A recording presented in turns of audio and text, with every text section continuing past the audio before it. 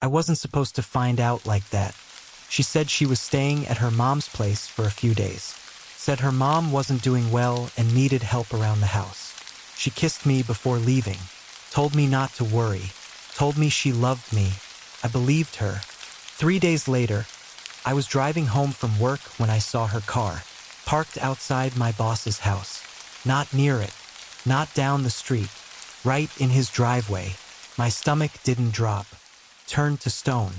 At first I told myself it was nothing, maybe work-related, maybe a surprise project, maybe she stopped by for some paperwork. Then I remembered something. My boss had been mentoring her recently. Private lunches, closed-door meetings. Soudaine promotion. Big raise. I had congratulated her. I was proud of her. Now I felt stupid. I didn't knock. I didn't call. I just sat across the street in my car and stared at the house like it would confess something to me.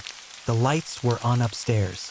I told myself if she walked out in 10 minutes, I'd believe her story. 10 minutes passed, then 20, then an hour. When the upstairs bedroom light turned off, something inside me shifted permanently. She didn't leave until much later. Hair slightly messy, lipstick gone, laughing at something he said before she closed the car door. She didn't see me. I followed her. Not close enough to be obvious.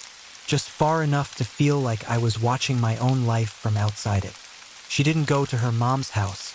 She went to a hotel. And that's when I realized this wasn't a one-time mistake. This was routine. I didn't confront her. That's what most people would do. I didn't scream. I didn't explode. I didn't call her on the drive home. I went back to our house and sat in the dark. Because anger fades, but strategy doesn't. The next morning she called me, sounding tired. "Mom kept me up all night," she said. I almost laughed. Instead, I said, "You're a good daughter." And I started planning. Here's what most people don't understand. When your spouse cheats with your boss, it's not just betrayal. It's leverage. If I exposed them immediately, I'd lose my job. If I reported it, he'd deny it. If I divorced her without proof, she'd take half. So I needed something stronger than emotion. I needed documentation. For the next 2 weeks, I played the supportive husband. I brought her coffee in the mornings. I asked about her mom. I kissed her goodbye. And every night she thought I was asleep, she texted him. She wasn't careful. People who think they're smart get lazy. I mirrored her phone to an old tablet she forgot we owned.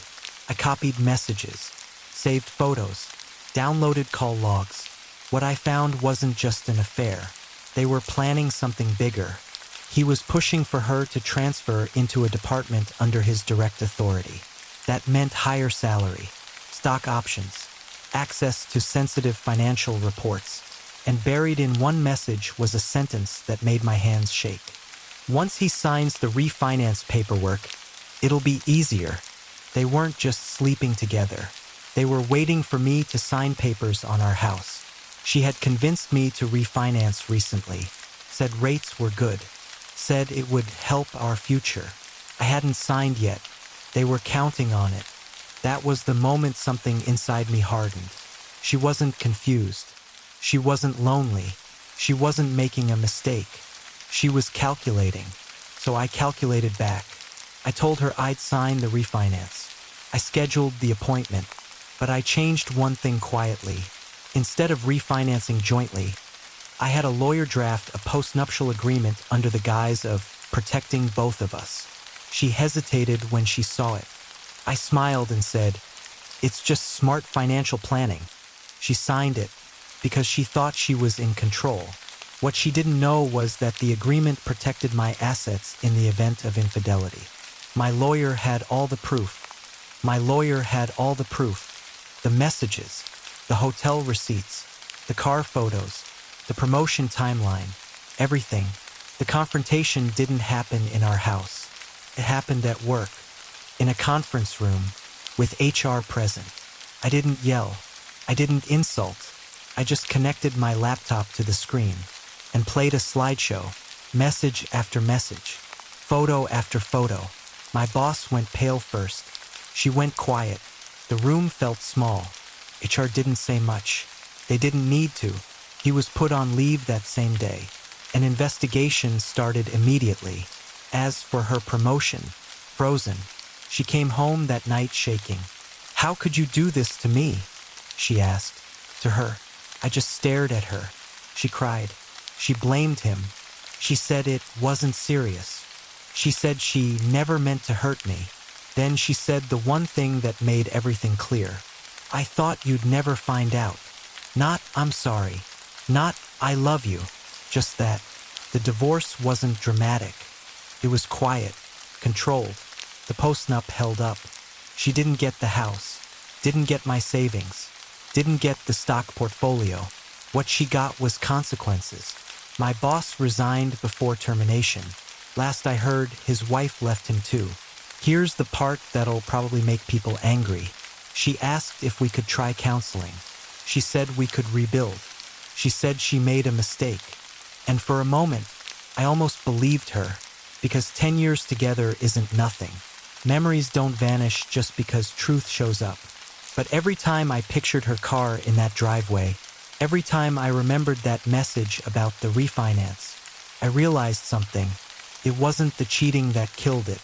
It was the planning, the patience, the fact that she was waiting for the right financial move before blowing up our marriage. That's not weakness. That's strategy. And I don't share a life with someone who strategizes against me.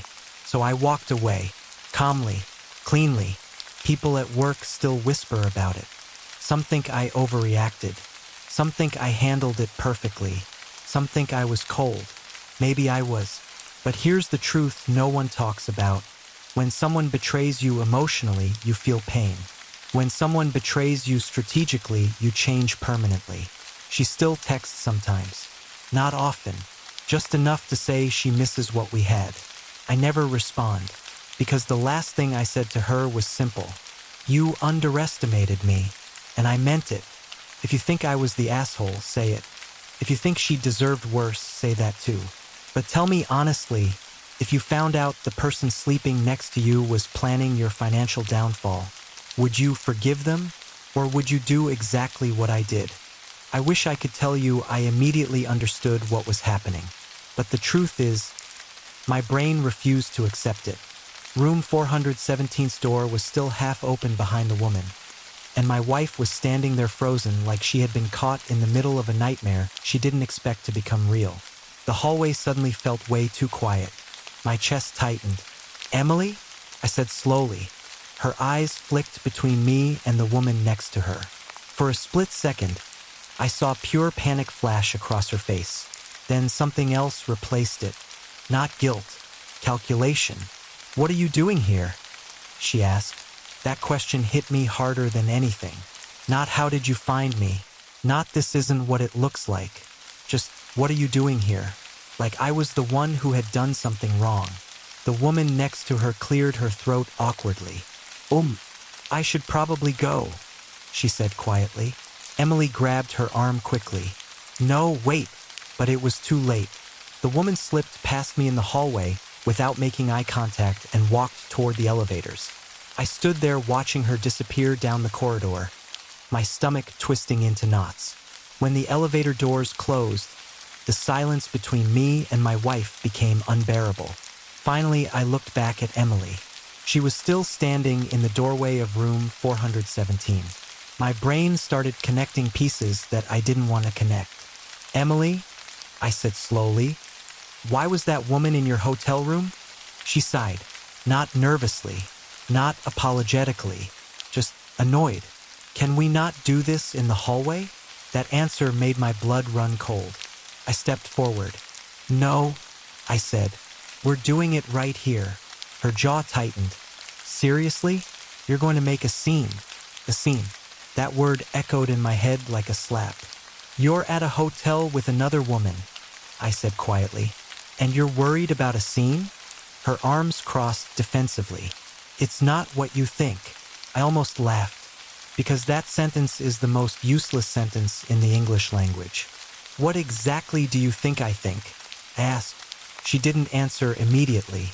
Instead, she stepped back into the room. "Come inside." I hesitated. Every instinct in my body was screaming at me not to walk into that room. But I did anyway. The room smelled faintly like perfume. Not Emily's. The bed was messy. 2 wine glasses sat on the small table by the window. One was still half full. My heart started pounding harder. I turned slowly toward her. "Start talking." Emily rubbed her temples like she had a headache. "Look, it's complicated." My patience snapped. "No," I said sharply. "It's actually very simple." I pointed toward the door. "You booked a hotel room. Another woman walked out of it. And you didn't tell me you were coming here." She exhaled slowly. "Her name is Claire." I waited. "That's not the problem," I said. Emily hesitated, and then she said something that made the ground shift under my feet. "She's my girlfriend." For a moment, I honestly thought I misheard her.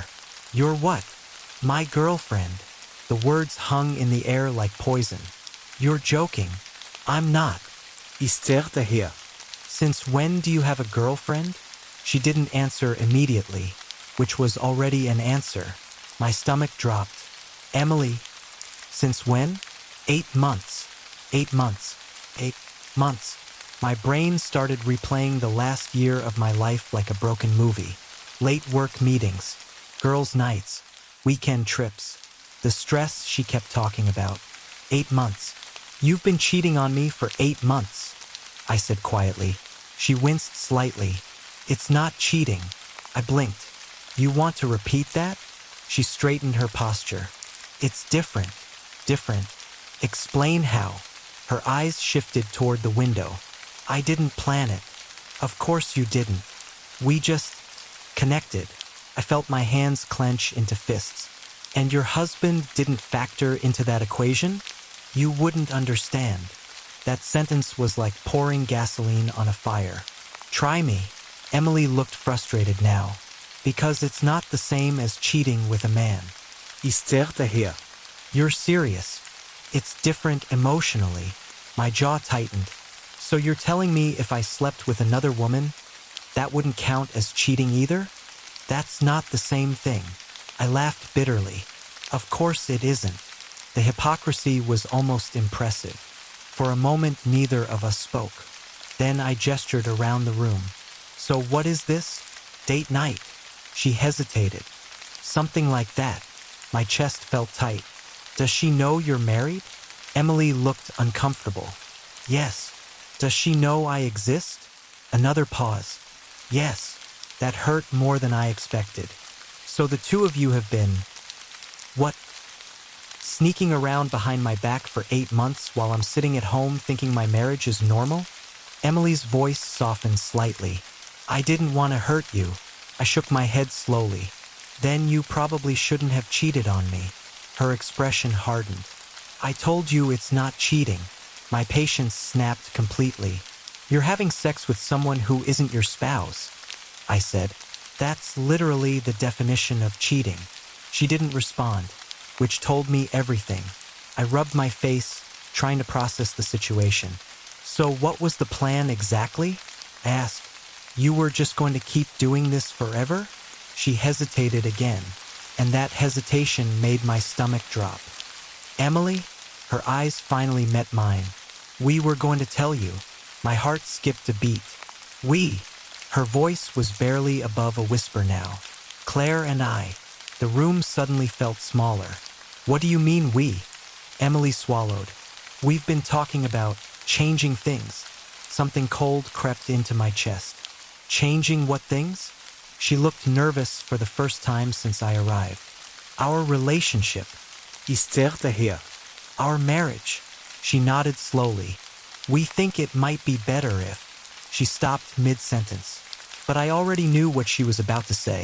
The realization hit me like a truck. "You were going to leave me."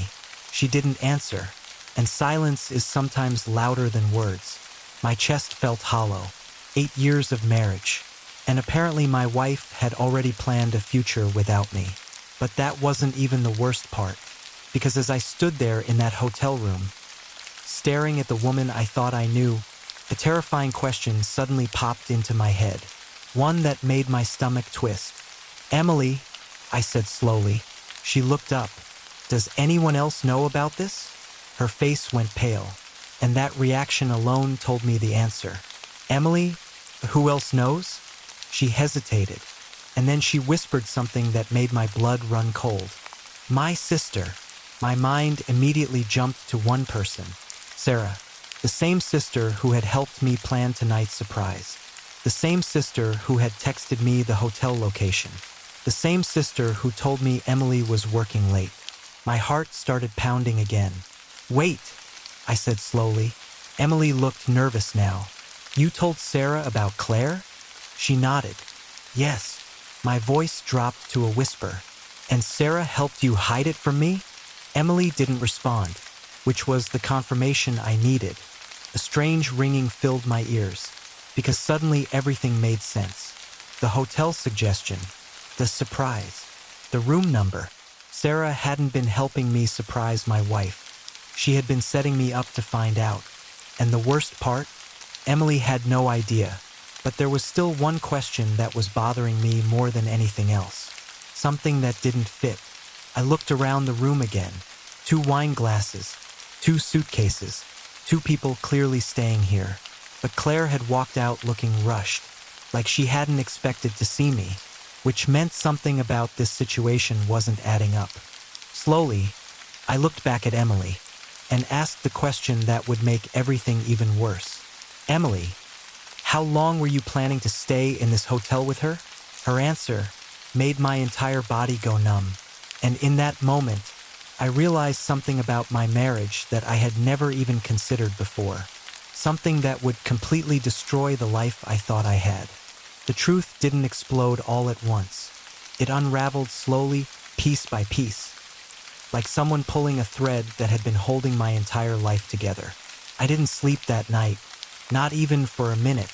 I just sat in my car outside my house, staring at the dark windows, trying to understand how the woman I'd loved for 8 years could suddenly feel like a complete stranger. Inside that house was my wife, and possibly the man who had been secretly living in it. Every memory of the last few months started replaying in my head. Her late nights at work, her random mood swings, the times she seemed nervous when I came home early, the way she started locking her phone, the moment she suddenly insisted we install a security camera. At the time, I thought she was just worried about safety. Now I wondered if she wanted to control what I saw, or what I didn't see, because the man on my couch wasn't sneaking around.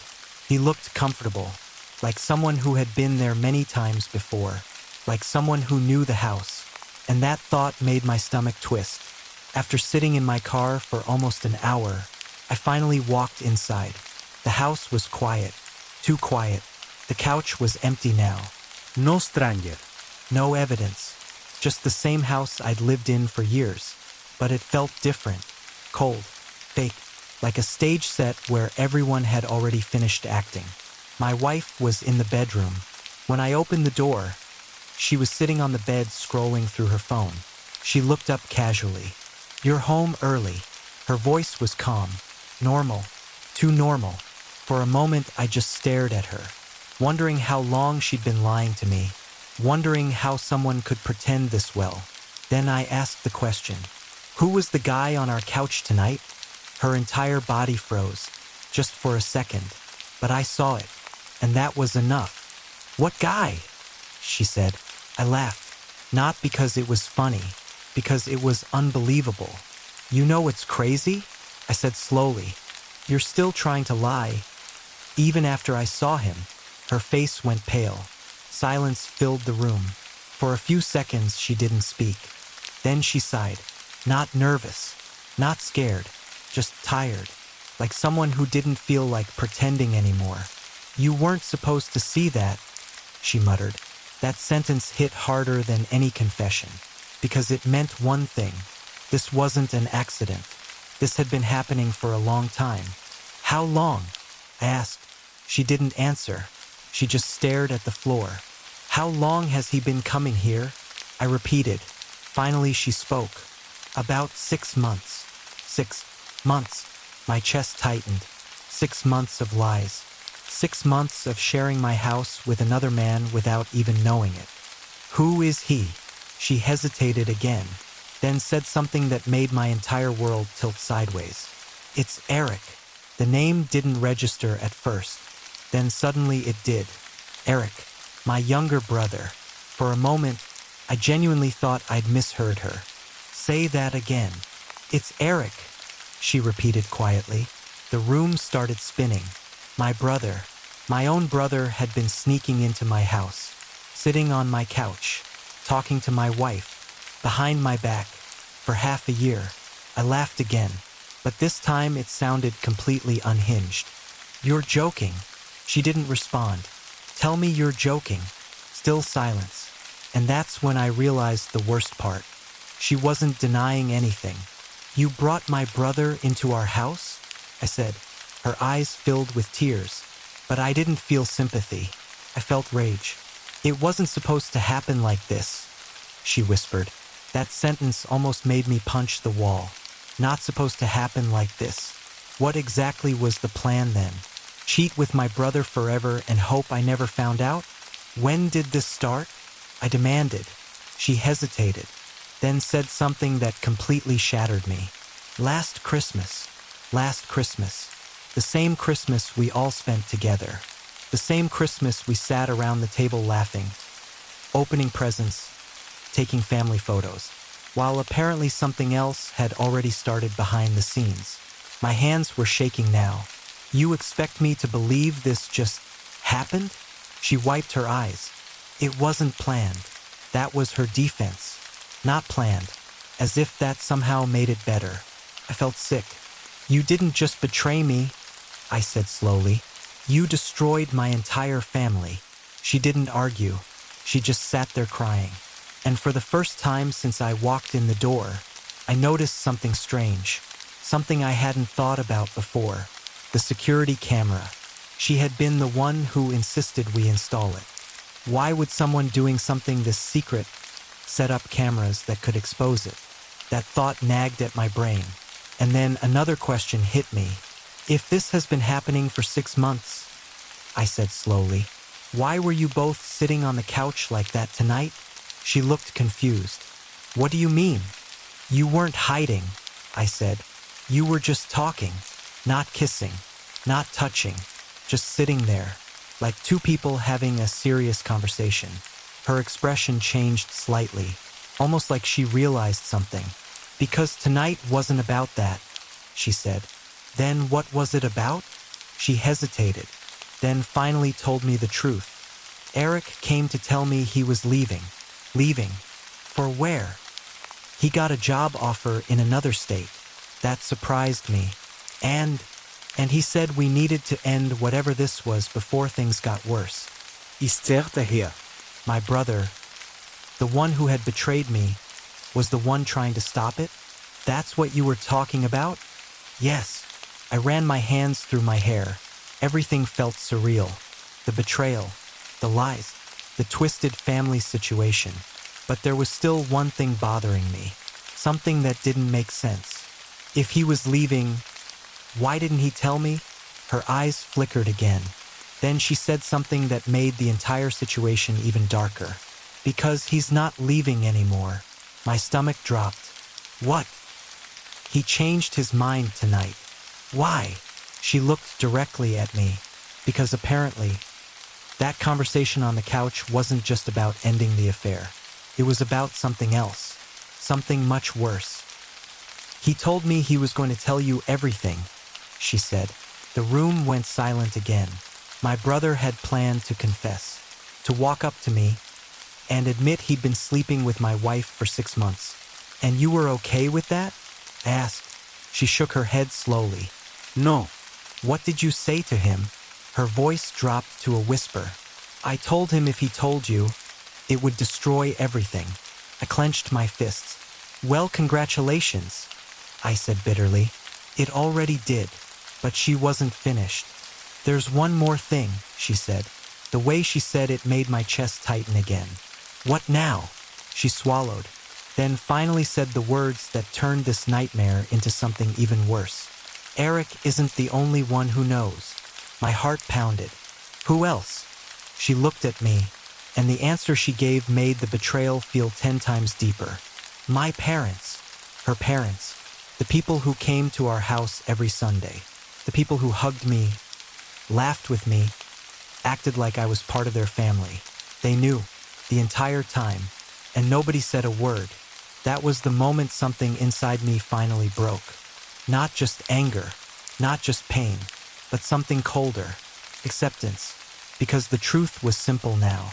The marriage was over, the family was fake, and the life I thought I had never really existed. I walked out of the bedroom without another word. She called my name once, twice, but I didn't stop, because there was nothing left to say. The next morning, I pek tilbage. filed for divorce, and blocked my brother's number. Some betrayals are too big to fix, and sometimes the people who ruin your life aren't strangers. They're the ones sitting on your couch. If stories like this keep you hooked until the very end, subscribe for more real Reddit betrayal stories that will leave you questioning everything.